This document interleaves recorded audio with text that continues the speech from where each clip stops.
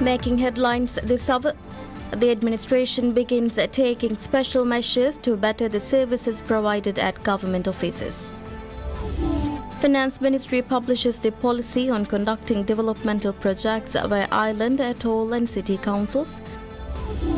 And Economic Ministry says over 31,000 expatriates have applied for the regularization program.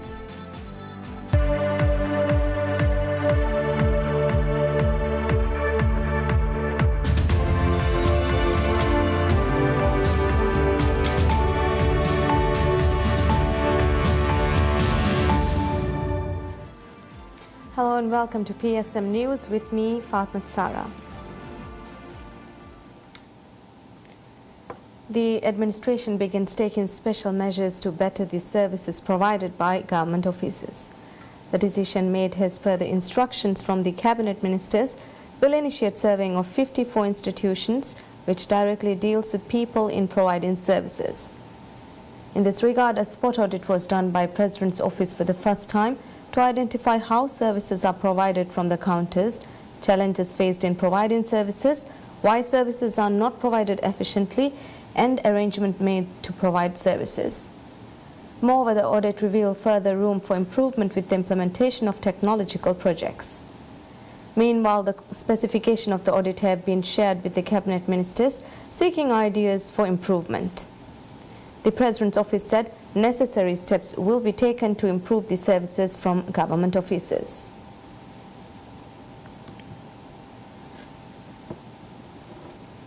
Ministry of Finance publishes the policy on conducting developmental projects by island councils, atoll councils and city councils. The policy publicized by the ministry states all projects valued below $323,500 shall be conducted by local councils, while all projects run in cities worth $970,500 or below shall be run by city councils. It further states all projects above the values run in respected islands and cities can be still run by the councils should the government institutions set a policy on avoiding them. According to the circular from the Finance Ministry, defence projects cannot be run by councils and have to be run by government institutions planning conducting such projects. The amendments to the Decentralisation Act have granted significant powers to local councils. The amendments also grant the authority for local councils to decide the types of projects to run in islands and budgets to run projects.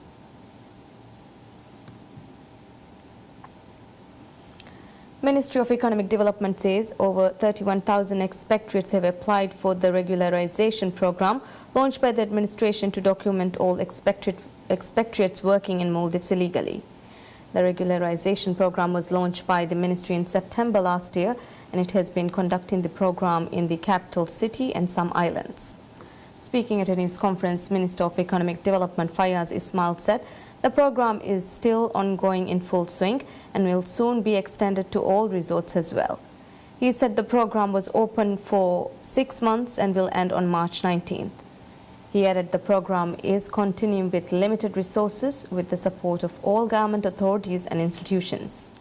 Minister Fayaz added it has conducted the program in Addu City, Formala City, Kurdufushi City and Lam Atoll in addition to capital Male City.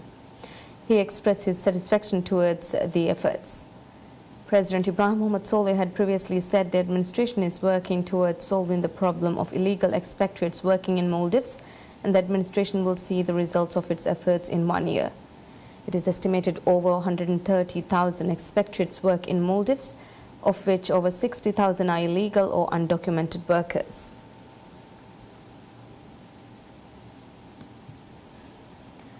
Attorney General's Office reveals the bill to be submitted to Parliament in the first term of this year. In his presidential address, President Ibrahim Mohamed Solih remarked 56 bill will be submitted to the Parliament in the first term of this year. Speaking at the Parliament to deliver the presidential address, President Solih said 32 of the 56 bill proposes amendments to the existing laws and 24 bills are set to create entirely new laws. As part of the bills to be submitted to the Parliament, 10 bills have been forwarded to the President's Office.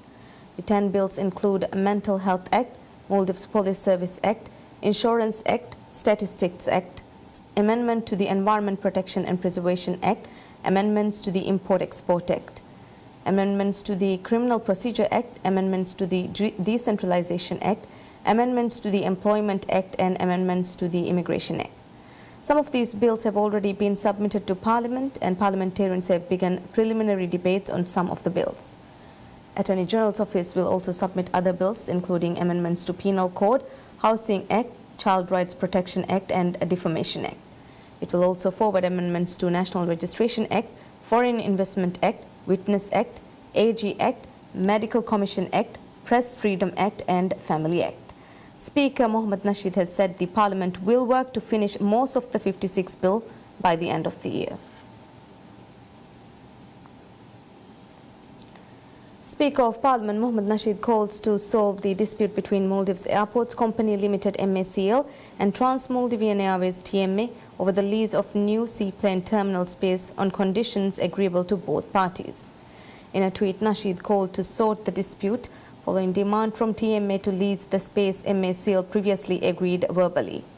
Ministry of Finance revealed the space TMA gets will be equivalent to the space it currently has at the seaplane terminal in Velana International Airport, VIA.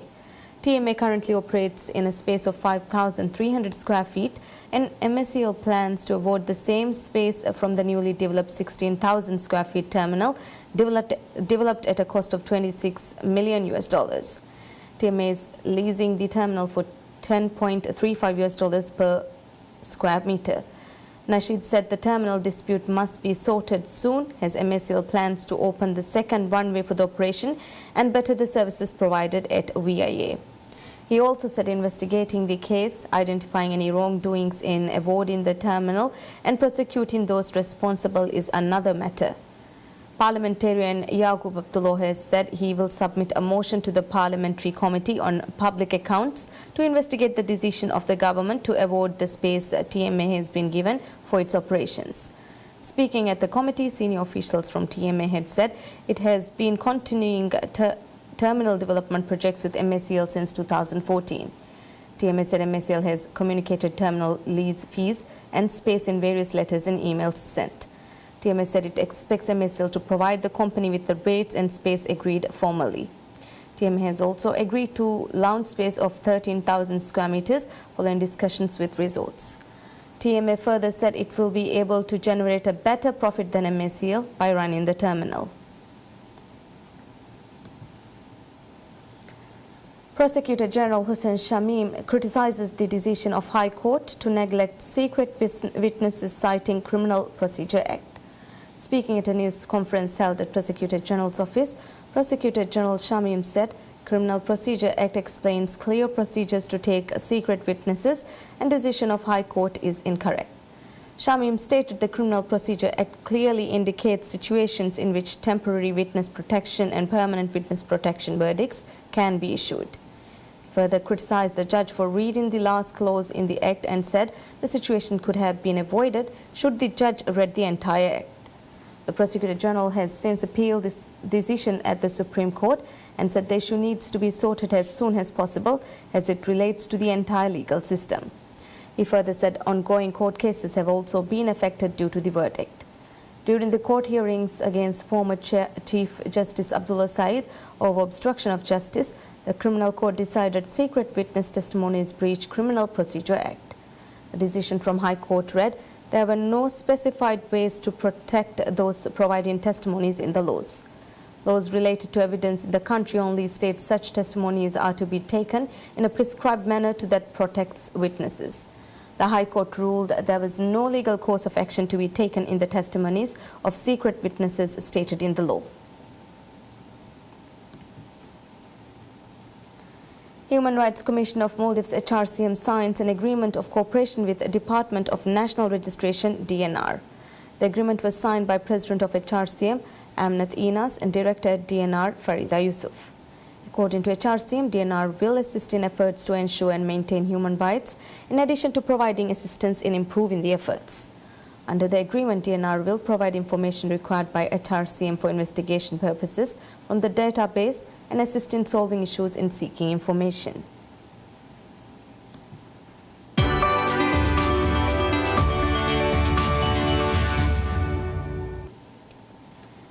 State Trading Organization STO reduces the price of diesel. STO stated $0.019 will be reduced from diesel prices effective from February 13th. According to the latest changes, a litre of diesel will be sold for $0.7. Managing Director and CEO of STO, Hussein Amr Mohammad Rashad, has said the aim is to provide fuel and diesel at affordable prices without interruption. In this regard, STO have reduced the prices thrice last year.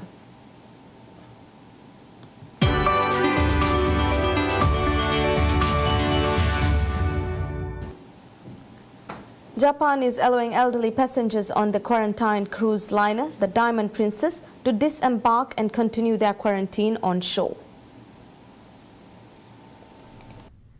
Another 44 new cases were confirmed aboard the cruise ship as elderly passengers who have pre-existing conditions or are in windowless rooms will now be allowed to leave starting from Friday.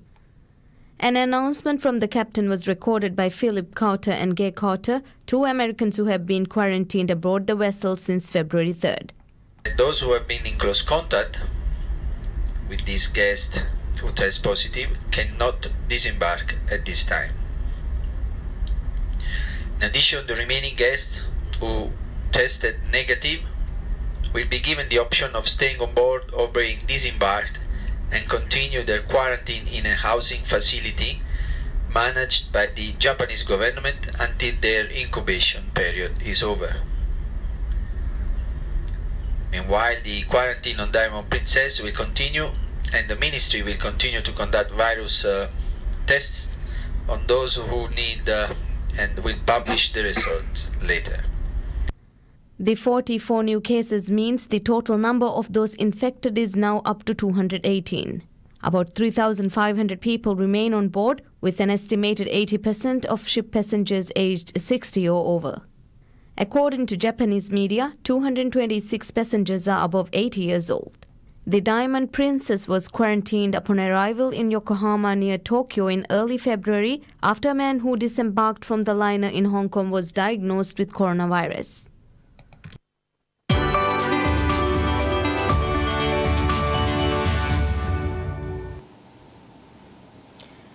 Tokyo 2020 President Yoshihiro Mori says the committee is not considering cancelling the Olympics due to coronavirus. In a bid to quell irresponsible rumors about the fate of the Summer Olympics Tokyo 2020, President Yoshihiro Mori announced at the 11th Project Review meeting between the International Olympic Committee and Tokyo 2020 that the Games would not be cancelled due to coronavirus. Mori said the committee has established a task force to deal with the spread of coronavirus in cooperation with the government of Japan. Coordination Commission Chief for Tokyo Games, John Coates, who attended the meeting, described the virus as an unexpected issue. Coates said he looked forward to hearing Tokyo's measures to ensure athletes and visitors to the Games are not affected by the virus.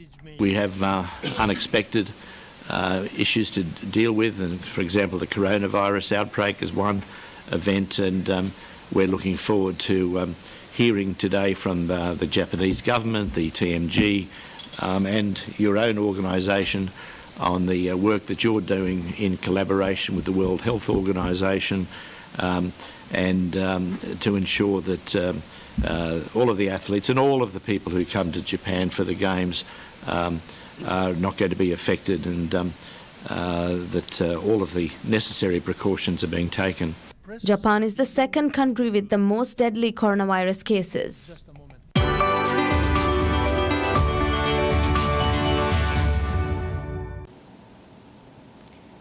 For the 10th year, New York photographer Teresa Mazzaro is turning some of Oscar's biggest stars into tiny replicas. This year's lineup included Regina King, Cynthia Erivo, Spike Lee, Kristen Wiig, and Janelle Monáe, who has become a staple for Mazzaro's Toddlewood studio. Now, we can't forget Janelle Monáe. Janelle Monáe, she always represents, she always does things a little bit out of the box. You never know what she's going to do. So we've done Janelle at least 5, 6, 7 times, and each time has been always different. She does not repeat style. She does not repeat fashion. And this time with her hooded cape dress and what have you. I think we are going to have a lot of fun shooting that one. Director Spike Lee celebrated basketball star Kobe Bryant with his red carpet suit, which 80-year-old Hudson Hart was happy about. I thought it was really nice to pay tribute to Kobe Bryant because he was also my favorite basketball player. So, Mazarok has become known for her tiny recreations during awards season, which includes the Golden Globes and Grammys. So usually we pick the celebrities based on the look on the red carpet. So they really need to come with something that's dynamic and different and eye-catching, and not necessarily, it doesn't always have to be, you know, on the best list. Some of the worst lists make it to Toddlewood. The final photos are posted to Toddlewood's social media platforms. Well, that's it for now. Stay tuned for more updates of recent current affairs stories here on PSM News. Thank you for watching. Goodbye.